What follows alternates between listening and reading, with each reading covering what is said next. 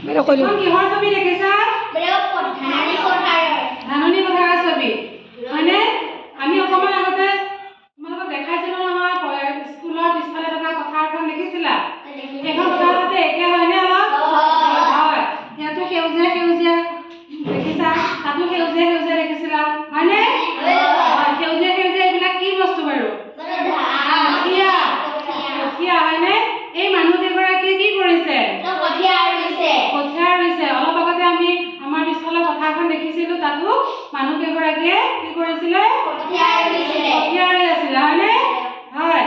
আৰু এই যে কঠীয়া ৰুই থকা মানুহ কেইগৰাকীক কি বুলি কোৱা হয় ৰোৱনী হয়নে হয় তাৰপিছত আৰু কি কৰিছে হাল পাইছে কি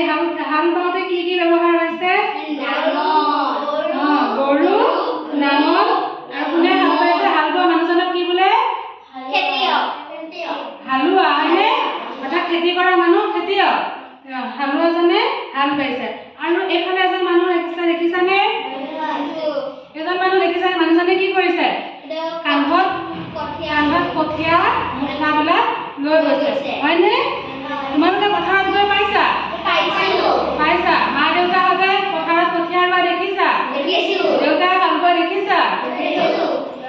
আৰু দেউতাহঁতে কঠীয়া বজা দেখিছা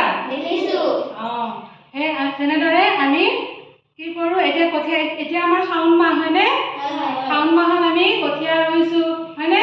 তাৰপিছতে এই কঠীয়াবিলাক ডাঙৰ হৈ ধান গছ হ'ব হয়নে নহয় তাৰপিছতে আঘোণ মাহত ধান পকিব আৰু তেতিয়া আমি ধান কাটি ঘৰলৈ আনিম হয়নে ঠিক আছে দিয়া